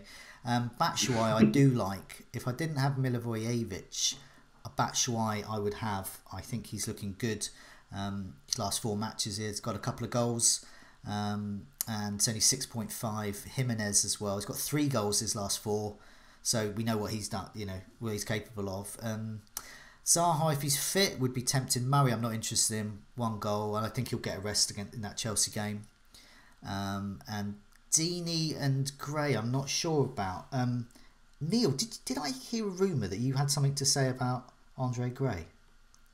Yeah, I can save it for the differential section if you want, or I can spoilers. Back me load now if you want. Okay, well, I don't know. Let's I'll save it. It'll end on a down note. What an intriguing teaser! You certainly wanted me to listen on. Yeah, keep listening. I do think Jimenez is being quite ignored by a lot of the community. I think it's just because you want that shiny new toy, right? Yeah. You've got the free hit chip, and you just think, well, I'll do something different. But I mean, how concerned are we really of the rotation? People are saying it, but the squads aren't massive. I know Wolves have rotated a few players here or there, but like you say, Joe, I expect he'll get minutes in the game even if he doesn't start. I'll take 10 minutes of Jimenez over. He's in the top 10 or 15 scoring players in the game, I think, and certainly I think he's the best value, one of the best value players in the game. So I still think he's a good option. It's just that 33% ownership. I think if you're in the top 10k or in and around, you pick him and you just stay where you are. And if you're where I am, then you just go, well, I'll try someone else for 1 week. But also, people are trying to get. I think a lot of people who are free hitting are trying to get differentials, And I think they're forgetting that by free hitting, you are being different. I mean, looking back, I was looking at there was something that the official FPL site put up on Twitter, and that was essentially 1.3% of managers have played their free hit chips so far this week. And you would imagine most serious managers have already done that, and they've already started tinkering away. There'll obviously be some that won't. Since half of people have dropped out, that's actually 2.5%. It's still really low. So you're being really, really different here. So loads of people aren't free hitting, and they aren't wild carding. And those people have Jimenez. He's so well owned as well. So, yeah, and it touches what I said on earlier about Van Dijk, Robertson, Mane, Salah. They're all in the top owned players in the game. And a lot of free hit teams won't have them. So just by free hitting, you're really edging yourself on that game there, and there could be a big difference in points if Liverpool fail to do well in that game, for example. I think there's a couple more questions from the community there, Joe. You already touched on Batshuayi. I think probably most of us agree that he's probably a good option, and maybe even looking at Batshuayi at all. Well, as Mark O'Leary just said in the chat, surely Jota and Batshuayi over Milivojevic and Jimenez. I would take that any day. I mean, Jota out of position fielder, Batshuayi at home. I think Jota's quite a risk of being rotated more than Jimenez is. I think they're really packing him in cotton wool for that semi-final. He's in great form at the moment, though. He is, yeah, and he didn't play a minute for Portugal over the international break either, which is a boon, really, if you've got him. I think the thing is with Wolves, they haven't really got anybody else up front who they can rotate with. You could possibly play Traore and Cavaliero, Costa sort of out of position forwards. But we saw in that game of 29 when they played Cardiff, they rotated. Jimenez played that game, so did Jota. But Jota came off after about 46 minutes, I think, just after half time. I think Jimenez is so key to how they play that he'll probably start. But yeah, but I think there's genuine concerns over people like Doherty because they've got the personnel to switch around. Like Traore will play there, Vinagre will play on the left, same in the midfield. So yeah, I think Jimenez is probably the least at risk of rotation. It doesn't mean to say he won't get a one benching. But I think the other concern people is about the international duty as well. But he's played in every match after the international break this season, so I don't think that's necessarily that much of an issue. I'm 50-50 between the Batsman and Jimenez. I like them both. I like the fact Batshuayi's got Huddersfield at home. I think it's an amazing fixture. The Spurs game, not so much, but then Jimenez has got the rotation. So I'm between those two. I've got every 50-50 call wrong this season. So whether I go for, probably just go for the other one, and you'll be fine. Yeah. I just wanted to throw one in here, by the way, as well, because I don't see it in the questions there, Joe. But Lukaku, I know a lot's going to come down to to the fact whether he's injured. I think a lot of us will have Aguero, like you said. A lot of us will probably have a budget striker of some sort, maybe a Jimenez, Batshuayi. We've been through all the options there. But that other spot, I've got Kane in mind, and some people will have Rashford. But I think Lukaku's kind of like the elephant in the room. That was harsh to Lukaku, was it? Or not? I don't know. Sometimes an elephant in the room. He's streamlined. Yeah, let's just say he's fit. Let's say he's fit because obviously we don't know right now. And does he come into your team? So Joe. Yeah, I have tinkered around. If I went Lukaku, I would probably go 4-4-2, and I would get rid of Jimenez. I would have Colin Quainer there, and I would be looking at. It wasn't a squad I was enormously happy with when I tried it. I much prefer Rashford, as you would imagine, with that 2 or 3 million. But Lukaku in recent game weeks has been the one that has kind of edged Rashford out in terms of those attacking points. But both are injured. So on Friday, Neale and myself will be having a press conference roundup stream and podcast come out shortly after that. I'm looking forward to that, and hopefully other people are too. You're not. I'm looking forward to that. It's to find out about specifically Lukaku and Rashford. Yes, Lukaku is the one I would prefer. I just don't know if I can afford him. Okay, so Neil's going to talk about it in the other video as Lukaku, yay or nay? Yeah, I had him in like all my early free hit drafts. I was really happy with him as a differential with everyone going for Rashford. But I mean, he's had an MRI scan on his foot. He's been sent away from the internationals. Hasn't been training. I just kind of feel like if him and Rashford are both slight injury doubts, then and Rashford's the one to go for a lot cheaper. But it all depends on the conference. I mean, if Solskjaer comes out and says Rashford's still got an injury, Lukaku's so through the scans and he's absolutely fine, then I think I probably will go with Lukaku. So it all just depends on that conference, mate. I suppose the only thing is, it's like I say, there's a price difference there. Lukaku's more likely to play central, but then you think if one of them's going to be coming off to get a bit of a rest, it's more likely to be Lukaku, you would have thought. Rashford's younger, probably got more energy. I don't know if I'm basing that on anything, but if they're both fit, I'd pay the extra for Lukaku, I think.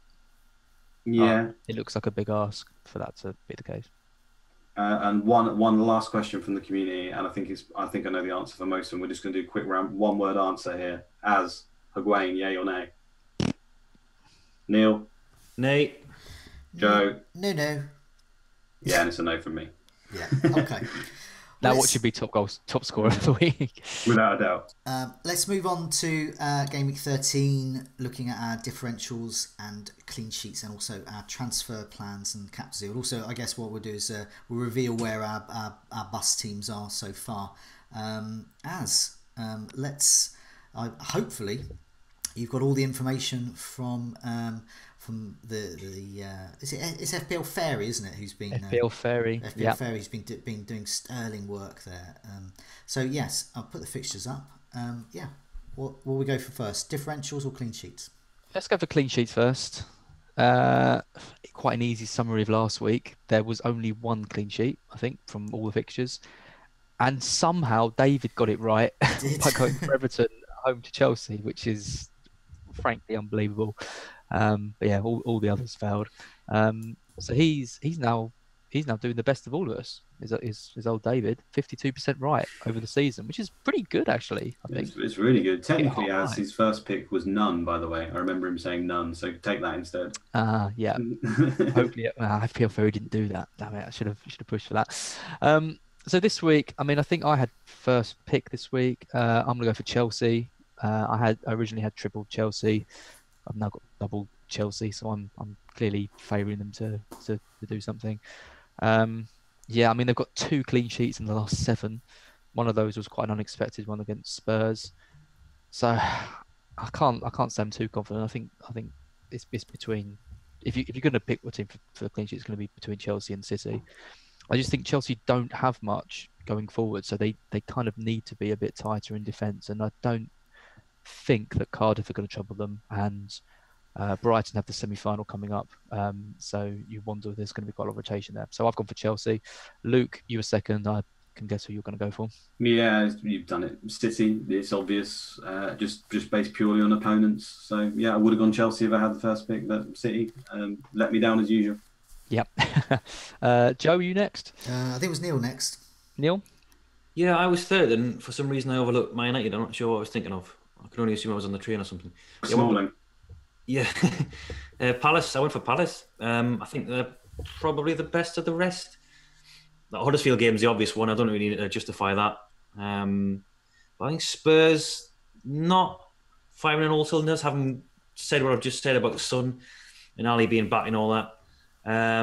So the last 6 home games, I only scored 8 goals. Against Wolves, that rely on that 25-yarder from Kane. There was the sort of Newcastle game where it was that error from Dubravka, playing against Man United, outplayed by Leicester. Don't think they've been that good at home. Yes, there's the new stadium factor. We don't know how they're going to adapt to that. But Palace have been generally all right for clean sheets this season. Not of late. But I would hope for at least one clean sheet over the 2. Obviously, it'll be the Huddersfield game that I'm banking on. Yep. Anything else against Spurs is a bonus. But for all the other reasons, such as the attacking threat that Schlupp brings, I think a Palace defender is not a bad shout this week. Yep, sensible. And Joe, I assume you're going United, right? Yeah, I'm going for Manchester United. I actually prefer Palace. I was quite happy to swap actually, Neil. But what will be will be. I think Palace have got a very strong chance for clean sheet against Huddersfield. United, I don't know. I mean, if Herrera and Matic are both playing, I think there's a chance they could get a clean sheet. To be honest, I'm not confident of either, but I do think they're the best of the rest. And I think Palace are amongst it there for a clean sheet potential. I think Spurs is a possibility against Palace. History does say they go 1-0. I could go for them. Can I change? Am I allowed to change? No. All right, Manchester United it is then. I just No, you can thought, change. You can have who you want, Joe. I'm going to go for Yeah. Spurs because history says Spurs. it's 1-0 against Palace. They win 1-0 against Palace. That's what they do. It's what they're good at doing, as well as not winning the Premier League. So that's their two things each season, and so that's what I think will happen. Oh, that's it. I've changed. There we go. I do like Trippier. I think we Yeah. haven't mentioned him, and no one's really talking about him. But set pieces, Yeah. Aurier's injured, isn't he? You were Still. asleep. I was going on about him for ages earlier on. Yeah. Well, whoops. I was expecting to get slated for my Trippier pick, which you're going to see in a minute, and it's just like this Scoutcast has been picking him up all over the place. Yeah. So it's going to be a catastrophe now. Is he under 5% owned? Yeah. Yeah. Wow. Okay. Well, that leads us on to differentials then. We're all pretty rubbish at this. We're all on around 30%. We didn't do good. I mean, David went for Coleman, so he not only did he get the Everton clean sheet, he also picked Coleman, who got 8 points, clean sheet and 2 bonus. So he's done really well out of that. Luke, you went for Lanzini, so he did all right for you, got 5 points.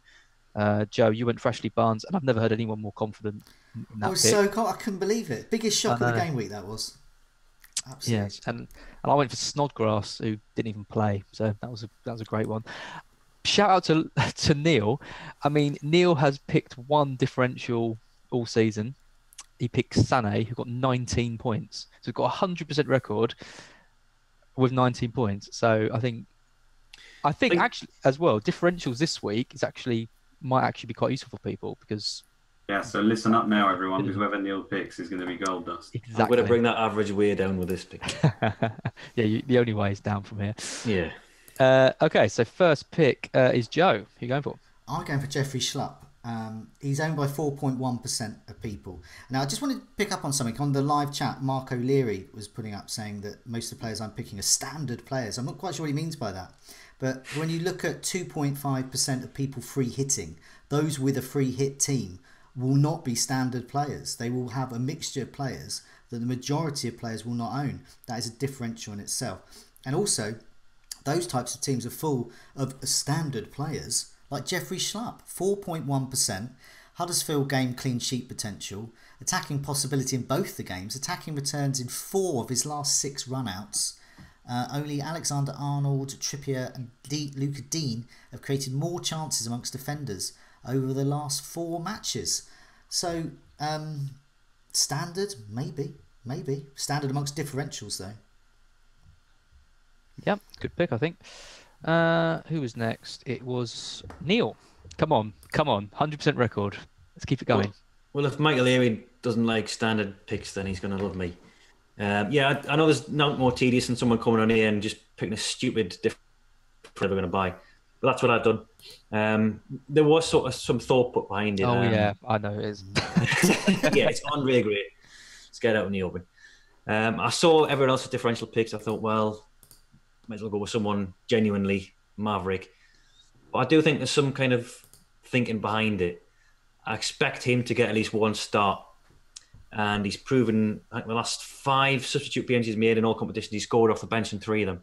So even if he gets some bench time, he's in really good form at the moment. I think he's only been kept out of the team by the fact that Delafeu and Deeney had that really good game against, I think it was Cardiff, and he scored 5 goals between them. What I'm hoping is that Gracia will rotate against Fulham at home on the Tuesday. What I've now come round to thinking since I've picked this is that he might actually put out his first team in that game because the way at Man United on the Saturday. Now in the build-up to the quarter-final, he rotated, I think, 7 players away at City. I think there's the extra running that you need to do away from home. And I wonder if he's actually going to rotate in that Man United game rather than at home to Fulham. I hope not, otherwise I'm going to look even more stupid.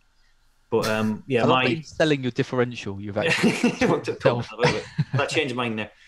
Now, yeah, I hope for my sake that he changes against Fulham. History showing that he's going to tinker with his side in one of those 2 games at least. And I expect Gray to start at least one. And I think his minutes per chance is actually quite good, even off the bench. So, yeah, I'm lumping everything on that home game against Fulham. And the good thing is I'm probably not going to be in a Scoutcast again for the rest of the season. So even if he gets 3 points, my average will be something like 11, from a different. Yeah, you'll have done better than us, and we just won't look at the base numbers, and then it'll be fine. Exactly. Luke, you're next. I remember who your pick is now. Yeah, there was no rocket science to this. I thought, right, who's got the best fixtures and a score the most goals? That will be City. Right, who's owned by less than 5% from their attacking options? Scroll down the list. David Silva jumps out at 4.8%. I'll have David Silva, please. Even if he gets 20 minutes, he could score big. So there you go.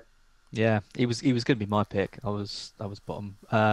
Yeah, I think he's just such a good option for free hit teams. I think at 8.5, he's around about the same price as Pogba, and I do think David Silva's a better option than Pogba this week. I would be, if I had Pogba and my selling price is 8.5, I'd be swapping him for Silva personally.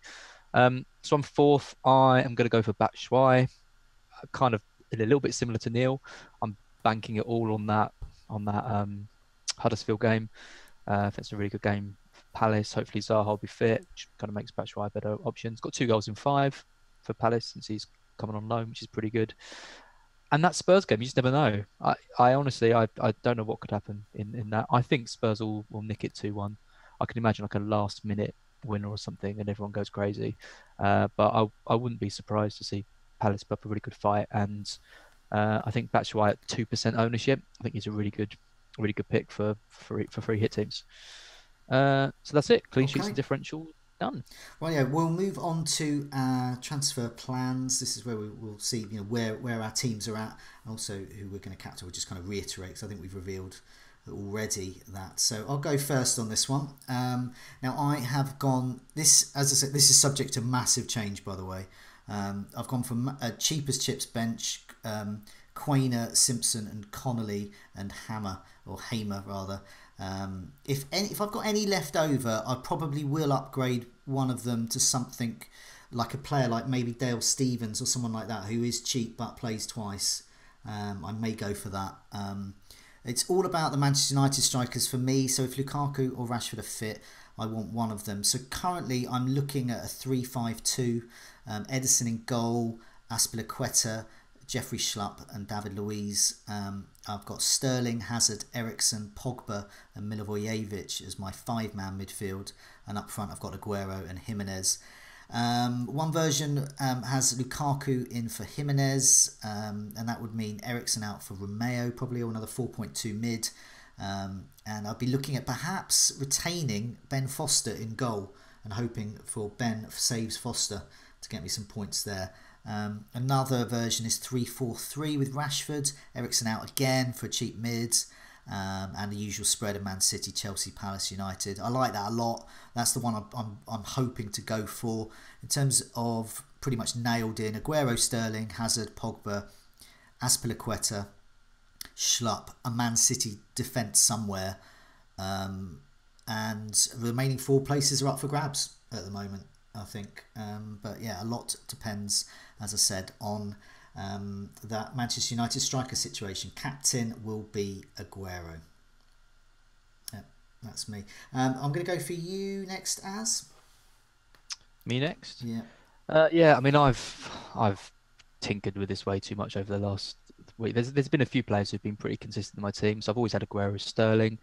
Kepa's been in my team since the start, and old Jeffrey Schlupp. They've all been kind of mainstays. I'm going to go for the 3 City attackers. At the moment, I've got Sané. His minutes are dreadful, but I'm kind of hoping the fact he's maybe not first choice kind of works in his favour with the semi-final game coming. I think he's going to play one of those 2 games, and that's probably enough for me. I'm also really tempted by David Silva as well, so I'm probably going to go for one of those 2. I've actually just swapped Ali and Rudiger out for Azpilicueta and Son based on this Scoutcast, because I think they're probably two better players and I had enough money to do that. So I'm actually fairly satisfied. 3 City, 3 Chelsea, that's 6. 2 United, that's 8, and then 3 spots to kind of fill out with. So Jimenez or Batshuayi is a 50-50. Son and Ali is a decision to make. And then Schlupp. So and then Rashford. So I don't know. I'm pretty happy with the team as I look at it. So they're probably going to be wholesale changes when the press conferences come around. It's all down to that, really. Okay, Luke, let's have a look at your team. Now, this is quite different. So far, we've got me with a 3-5-2, we've got Az with a 3-4-3, and then Luke, here you are with a 5-2-3. Because I've never used this before, I didn't actually know you could do this formation, but it turns out you can. So, Luke, take us through your team and your reasons why. Yeah, it stems from just not really liking many of the mid options. I've got Sterling, Hazard, Kane, and Aguero. So I feel like I've covered the main big hitters there. The only one that's the main omission is Pogba, and I've been through my reasons why I've not had him. So I feel like I can't really do that bad in terms of the big hitters anyway. I feel like I've covered them. The one that's been up for debate in my mind the whole time is Trippier. It feels kind of punty, but this Scoutcast has helped convince me that I'm doing the right thing. And it's the Aurier injury, the fact that he's got attacking output, the fact that I'm kind of going all in on Spurs, and if I'm going to captain Kane, and I really believe that he's going to do well, then I think that Trippier is one of his main providers. So why not just go completely all in on it? He's certainly one that's subject to change. I do like maybe going Patrick Van Aanholt, for example, or even going double United defence, or even trying to fit Silva in there somewhere and take Laporte out. But at the moment, that's what I've settled on. Rashford obviously depends on whether he's fit or not, so I could easily just swap him for Jimenez, Zaha, whoever I fancy. But yeah, I mean, I know that the Man City options are probably better, but as I've said, I'm running out of game weeks. Anything can happen in the individual. Who better to punt on than Kane? And also, we can't be certain, but I would be close to certain that Kane plays both those games, where we can't, more so than Aguero and Sterling, right? I mean, they could be rested for one of those games we discussed. It is a possibility, whereas with Kane I feel like it's almost not a possibility, so it's kind of almost a safer pick. But yeah, double Chelsea defence, a lot of the top teams are covered there. I mean, those are every single player in my team there plays for one of the top 4 or 5 teams apart from Schlupp in the game, so I would hope that the top teams do well this game. Yeah, no, I like that team. Yeah, I think that's a good free hit team. It's not a team you would be rolling out every week. It's not a formation you would have every week. But this is a one. And that's it. It's a one-off. And that's it. It's just having the passion, having the fun in this one. You get to play with shiny new things all over the place, and why not? And I think 500k, so it doesn't really matter. I think you've got lots of clean sheet potential there. But I think in Trippier and Schlupp, nicely on the wings there of your formation, I think you've got considerable attacking threat there. And as you said, you've managed to do something that I couldn't do, which was have a team with Hazard and Kane in, and that I was happy with. And I think perhaps 5 at the back is the way to do that. But yeah, Neale, let's have a look at your team. Now, you a bit like me, you don't want to be taking out players you've got money invested in just yet, just in case. So take us through your team and who you're going to captain. Yeah, this was really hastily put together this afternoon, or was it yesterday? I can't remember which. I'm the opposite of everybody else. I don't like to look at my team till right at the last moment. But like my sort of approach to university essays, I didn't really start until the night before. I mean, I've been watching sort of price rises and things like that, so I know I want Sterling, so I got him in early. But I haven't actually activated my free hit chip yet. I'm 99% certain I'm going to do that. So yeah, I've got a 3-4-3 at the moment. It'll be Aspilicueta, Laporte, and probably I'm going to upgrade Wan-Bissaka to Schlupp. Once I hear about Zaha's injury and all that kind of stuff, and whether Schlupp made it back as well. He was away with Ghana. Sort of very predictable midfield 4: Hazard, Pogba, Sterling. So nothing exciting there. And then I've gone with 3 playable attackers rather than a Colin Quainer. So Rashford, which obviously hinges on whether he's going to be fit. Batshuayi at the moment. I might be tempted by Zaha if he's declared fit, but then again that would negate Schlupp's appeal to some extent. And yeah, Aguero, who's going to be my captain. So I'll have a plain defender because I'm going with 3 at the back. I'll have a plain defender on my bench. I've got Dunk at the moment. I might even downgrade him. And then the other 2 will just be fodder, like Connolly and Romeo at the moment. And actually, I've got Matt Ryan in goal as well, which I'm not 100% sure on. But I was outlining the sort of the reasons for Brighton's defence earlier, so I might stick with him. Yeah, so I mean, lots still to decide there, but you've got a kind of a basic formation. You obviously like the sort of 3 or 4 at the back, and making sure that you've got all of those key players. I think we've all pretty much agree that Aguero and Sterling are there. You know, not everyone's into Pogba and Hazard. I'll admit they are shields, and they're not. Their underlying stats are pretty poor, but the fixtures are so good, particularly for Hazard as well. But I think we've all four of us got very different thoughts about the teams there, and I think we're all taking advantage of it. And I've said it a couple of times already. People can get caught up in their bubble of their free hitting, and they assume that the free hit team is really standard and template and boring, and it's not. There's so few in the grand scheme of the millions of people playing FPL. There's so few actually using their free hit chip or their wild cards, and you know there's a lot of difference. As we've seen, even those who are free hitting, enormous differences. But thanks so much for joining me. Certainly made me have a few changes of tactics with my free hit team as well. And Trippier is. I've made some live transfers. You made live transfers, and Trippier still may enter my team there. So, but for now, it's a good night from me. Good night from me. Good night. Good night, everybody. Good night, all.